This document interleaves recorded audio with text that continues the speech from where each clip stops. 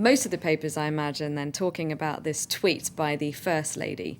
Yes, the first gaffe of France, or the first major gaffe of François Hollande's presidency, the first PR disaster. It was that tweet sent by Valérie Trierweiler yesterday in which she said, "Good luck to Olivier Forlani, who's spent years showing his commitment to the people of La Rochelle."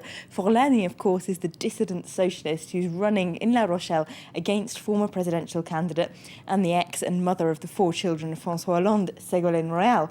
Now, she, of course, is being supported by the Socialist Party. He's had a lot of pressure put on him to pull out of that race, but he's refused. Now, this support by Valérie Trierweiler is really just everything the worst thing she could possibly have done. It's double trouble, supporting a dissident and at the same time taking a dig at an ex. It just looks catty and undignified. That's what Libération says in its editorial. They say this reminds them of everything they most hated about the Sarkozy presidency. The president and his family putting his private life in the public sphere, mixing up of public and private like this. There's already been a lot of questions about Valérie Trierweiler and what her role as First Lady would really be like. Of course, she's a journalist, and she said she wants to continue being a journalist. She's writing a culture column for Paris Match.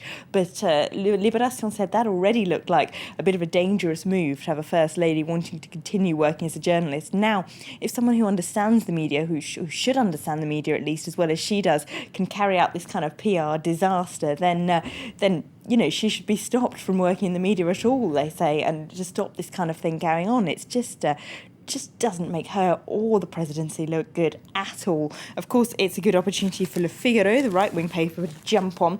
They've got Royal's candidacy, a private and political affair, with the 2 women on that front page. And over at Le Parisien, they've gone for the most tabloidy approach. They've got the secret history of a rivalry, again, with the 2 women there. They've talked, as you normally find in stories about celebrities and reality TV stars, to anonymous friends of both women who say that they've hated one another since François Hollande, of course, left Royal for Valérie Trierweiler 5 years ago when Ségolène Royal was running for the presidency. Apparently, they've not missed any opportunity to attack one another, at least in private, although it's fairly clear that it's only Valérie Trierweiler who's done any attacking in public. Ségolène Royal, they do say, by comparison, looks very dignified, compared at least to her ex's new girlfriend. We'll have to see what impact it has on the actual election on Sunday, of course. Now, this, as big a story as it is, it hasn't quite managed to drown out this week's big political concern. How many parliamentary seats the National Front, the far-right party, of course, led by Marine Le Pen, could win on Sunday? Yes, much as Ségolène Royal's race has stolen a lot of media attention recently, this really is the big question. That's what L'Humanité, the communist paper, have put on their front page today. The UMP swims in brown waters, by which they mean gets dangerously closer and closer to the Front National. Former Minister Nadine Morano's on the front page of extreme right magazine Minute this week, saying that, as far as I know, the Front National isn't banned by the Republic. She's one of the former ministers of Sarkozy that's been accused of getting the closest, if you like, to the Front National in recent pronouncements. Jean-François Copé, who looks like he might be the next leader of the UMP, said yesterday that for him there's no distinction between UMP MPs calling on their supporters to vote for the Front National and those on the left backing the extreme left, the Front de Gauche, which seems, at least for left-wingers like L'Humanité, is a horrendous sort of amalgamation to be making of the communists and what was once a completely anti-Republican, a completely taboo political party.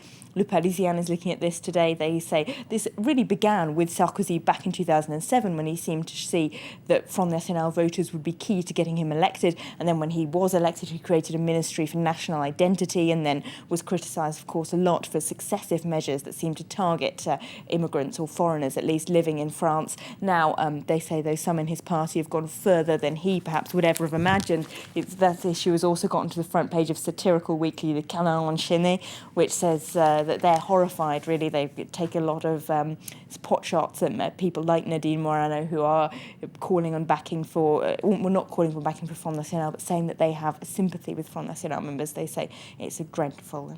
Okay, thanks very much for that, Elena.